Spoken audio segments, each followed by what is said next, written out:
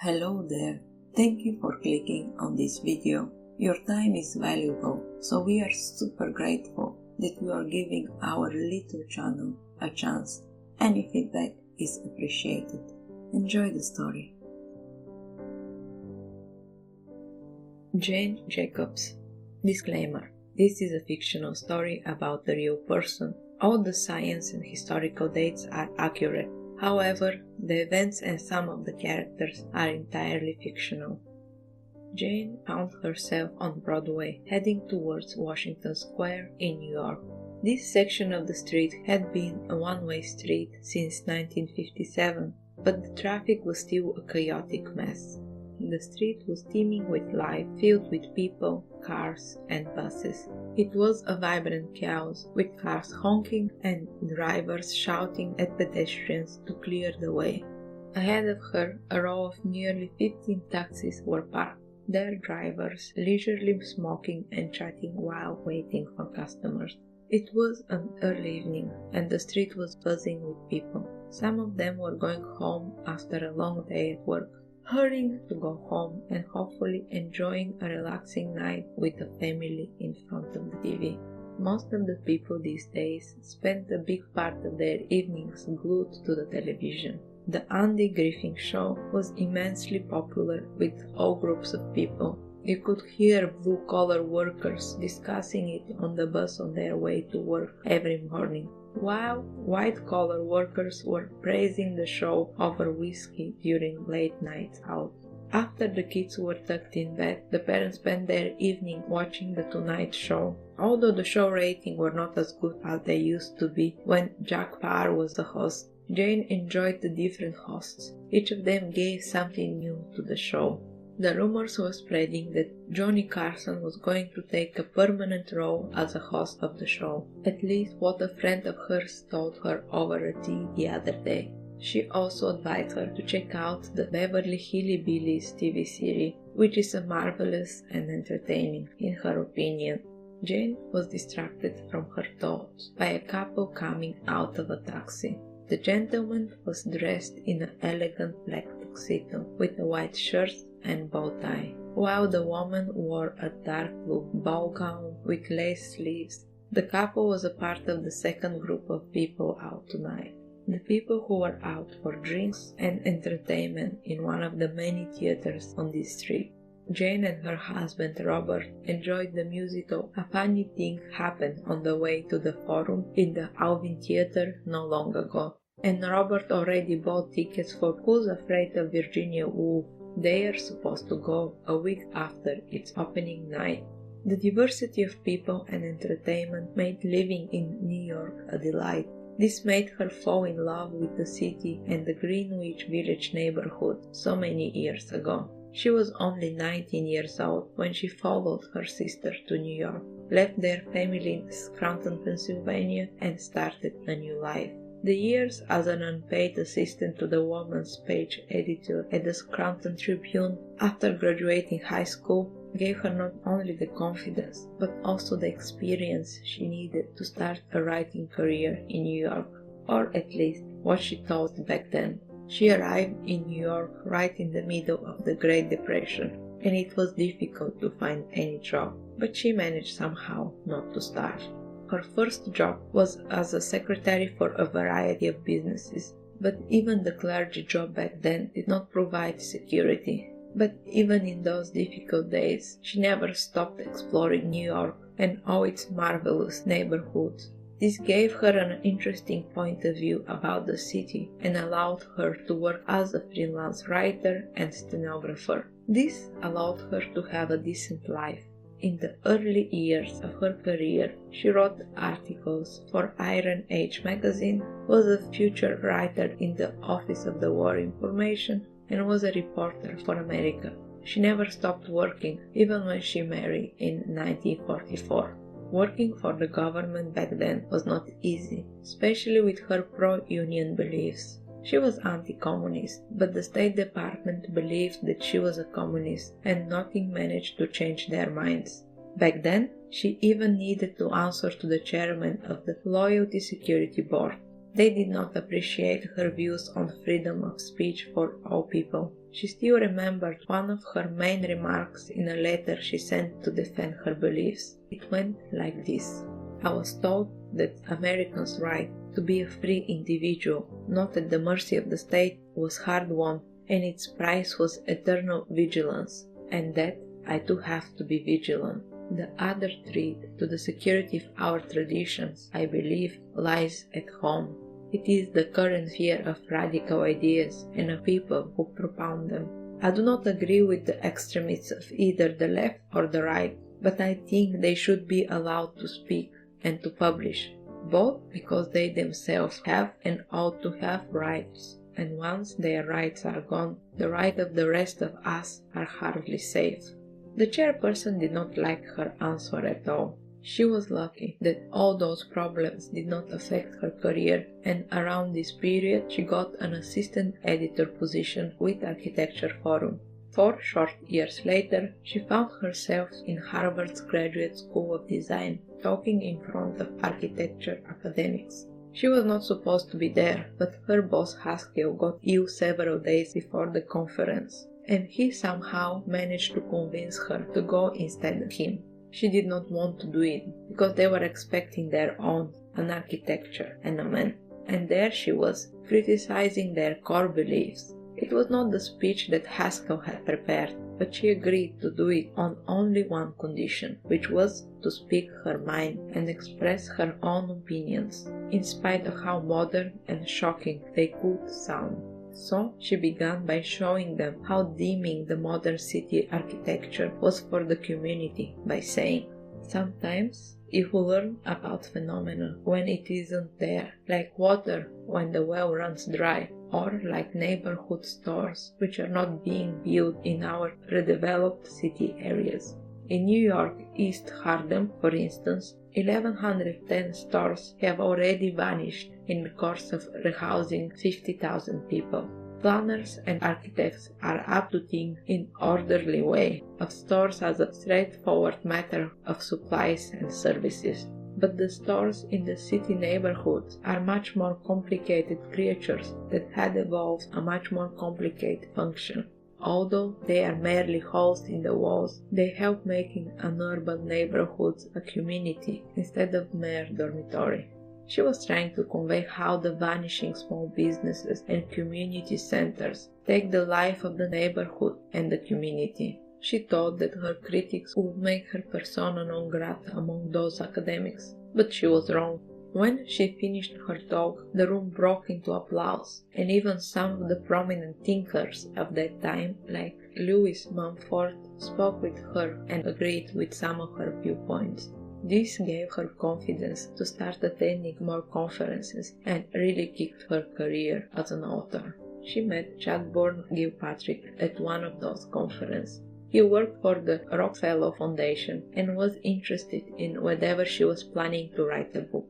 Gilpatrick loved her article, "Downtown is for People," that she published in Fortune, and thought that the book would be an excellent research initiative. After sending him a possible research topic for the book, he awarded her $2,000 to start working on it. Soon after, Jason Epstein convinced his colleagues at Random House that the book would be a success, and they gave her additional $1,500 in advance. She spent a few years observing the city and drawing stories from it. Her inspirations were the small businesses and the people. She wrote about the day-to-day life of the people in New York City. She demonstrated that when a community is built in the neighborhood, the area prospers and the people feel safe. The most prosperous neighborhoods are those where residence, culture, and work are mixed together. If the streets were full of life, everyone would be watching each other's backs, and there would be no crime. In 1961, she finally finished her first book entitled The Death and the Life of Great American Cities, and sent it to the Random House publisher. 2 years had passed since then, and she still could not believe that it was not only published, but it was a great success. Jane shook all these memories out of her head and hurried. She was getting late for dinner with her childhood friend Margaret. She hurried through the street and almost stepped in a puddle of grey, smelly water. She swore quietly. This could have ruined her white kitten heel shoes, which completed her outfit perfectly for the night. She wore a knee-length A-line dress in bold red. It got fitted bodice and a flared skirt, which allowed her to be comfortable all night. She paired it with a white cropped cardigan for a bit of warmth in the evening breeze. To finish the look, she wore a pearl bracelet and matching pearl earrings. Her mom was always saying that pearls are classic and timeless pieces that add a touch of elegance and sophistication to any outfit and occasion. They were going to have dinner at the La Grosseria, a newly opened restaurant in the Green Village. Her friend told her that the food was good and cheap. Jane liked to try new restaurants and support the local businesses. She walked inside the restaurant a few minutes before 8 p.m. The place looked a little bit tacky, with a triangular shape and a split level full of tables for the diner's privacy. A waiter led her to balconied section, set her on a round table for two, and gave her 2 menus. While passing through the restaurant, she noticed that one of the walls was filled with imported Italian foods for sale. She had seen similar products in Italian and Mediterranean grocery shops in the neighborhood. Margaret arrived 10 minutes later. She was wearing a sleeveless shift dress in a vibrant shade of blue. She got a high neckline and a subtle bow detailed at the waist. She paired it with a gold bracelet and matching earrings. It was late September, so she opted for some stylish ankle boots in coordinating blue wool, giving her outfit a bit of edge. She got a small clutch purse to hold her essentials and a big umbrella. Margaret always knew how to put together a classy yet modern look since she was a teenager. Dressing up and applying makeup were her passion in those days, and nearly 30 years later she still had the same flair. "Oh dear Jane, sorry for being late. The traffic in this gloomy grey city is always bad. I knew that I should have left the hotel earlier, but my cousin was so excited about her dress," said Margaret. "So she managed to find a wedding dress then?" returned Jane. "Yes, finally. She spent the last 2 days going from one shop to another. I haven't seen so many wedding dresses in my life, and I hope not to see any more again, at least before my daughter's turn. These days the kids have too many options. Back in our time, if we were lucky, we would buy a new dress, but it was multi-purpose. Nowadays, they spend so much money on a dress that will be worn just once," promptly said Margaret. "Oh dear, I'm blubbering about something that is not important right now. How are you? I'm so happy to see you after so many years. How is Robert and the kids?" "They are good, happy and healthy. It is the only thing I can hope for these days." "Are the protests about the Lower Manhattan Express still going on?" asked Margaret. "Sadly, yes, but we are not giving up. Moses' claw can still be felt today," bitterly replied Jane. "Wasn't Moses the one who had the unfortunate opinion to change the Greenwich Village? The one who yelled, 'There is nobody against this, nobody but a bunch of mothers'?" "Yes, that buffoon," smiled Jane, remembering the day he decided to alienate a big part of his supporters. "Oh, such an unpleasant human being. I remember reading about the story so many years ago. I still remember his words. I'm sorry that you needed to deal with him, Jane." Before Jane could answer her friend, the waiter came for the order. They started the dinner with prosciutto and salami, pecorino, olives, and focaccia for antipasti. For the main, Jane got braised veal sang, served with saffron risotto, and Margaret was happy with the eel cutlets topped with prosciutto and sage and served with roast potatoes. For dessert, both had tiramisu. To accompany the food, they ordered Sauvignon Blanc. The restaurant was half empty. 2 couples were sitting at the table next to them. The people on their left were an older couple, maybe in their 70s. They were talking about their next travel to Miami to visit their grandchildren and the oldest daughter. The couple on the right was in their early 20s and was having their first date. Both pairs were talking in low voices, and their chatter was merged with the background music. This allowed the two friends to have pleasant conversation. "Jane, with all the chaos today, I completely forgot to bring the books with me. I'm such an awful friend." "The books?" intriguingly said Jane. "See, I even forgot to mention them to you. Diane and Catherine asked me to get your autograph. We all read The Death and Life of Great American Cities. We loved the book. You're a genius." "Thank you," replied Jane, embarrassingly saying, "I did not know that you're interested in urban planning and architecture." She did not like all the attention that the book brought her. People were stopping her on the street, complimenting her and asking about her opinion. It was getting too much for her. Somehow, this book made her a celebrity, and the only thing that she wanted was to be left alone to write. She was not born to be a celebrity. I did not, at least at the beginning. We were all taught that the girls need to take care of the family and leave the thinking to men. But when one of your closest friends publishes a book, it is a must to read it. To be honest, before I started to read the book, I had doubts that I would be intelligent enough to understand it, especially all the jargon. But this book is so well written and easy to understand. I always thought that cities are overpopulated, dirty places where people go to live and work because they do not have any other options. You know my opinion about big cities, but when I read your book, I could see why you love New York and what you see in it.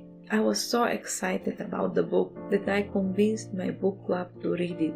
Everyone loved it. Thank you, Margaret. I really appreciate that. Don't mention it. I realize that the big part of what I do not like in big cities is the modernistic planning. I agree with your critics of modernist planning principles such as urban renewal, slum clearness, and highway constructions. In my opinion, they are ugly, and you make sense of that, especially what you said about those modern buildings, which are the cause of the destruction of historical neighborhoods and the displacement of residents. This also has to do with the concept of urban diversity, added Jane. Diverse neighborhoods with a mix of building ages, architecture styles, and land uses are more resilient and adaptable to changes than homogeneous, single-use developments. And of course, more beautiful, added Margaret.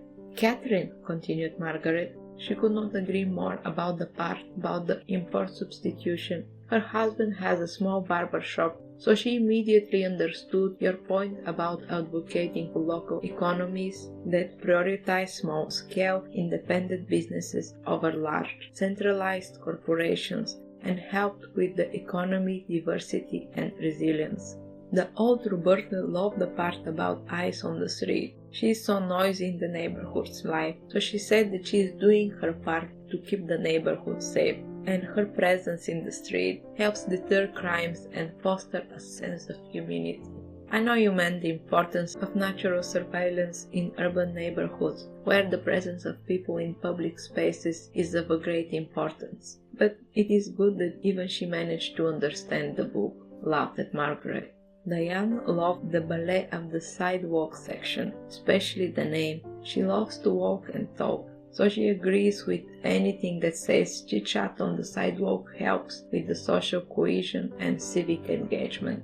Which are the last main topics that I'm missing, Jane? Asked Margaret. The importance of mixed-use neighborhood, which are neighborhoods we combine residential, commercial and recreational spaces. They foster a vibrant street life and promote safety. And the theory of the organized complexity, which basically means that cities are dynamic, self-organizing systems characterized by emergent properties and non-linear feedback loops. That's right, everyone loves the book because it is written in such a clear and relatable way that it speaks to everyone's experience. It is like seeing our own lives reflected on the pages, Margaret concluded. The two friends continued discussing the book and activism for the rest of the night. They planned to have breakfast before Margaret leaves New York so Jane could sign the book. That night, Jane went home happy and hopeful, seeing that ordinary people started to have an interest in and understanding a little bit more about urban planning because of her.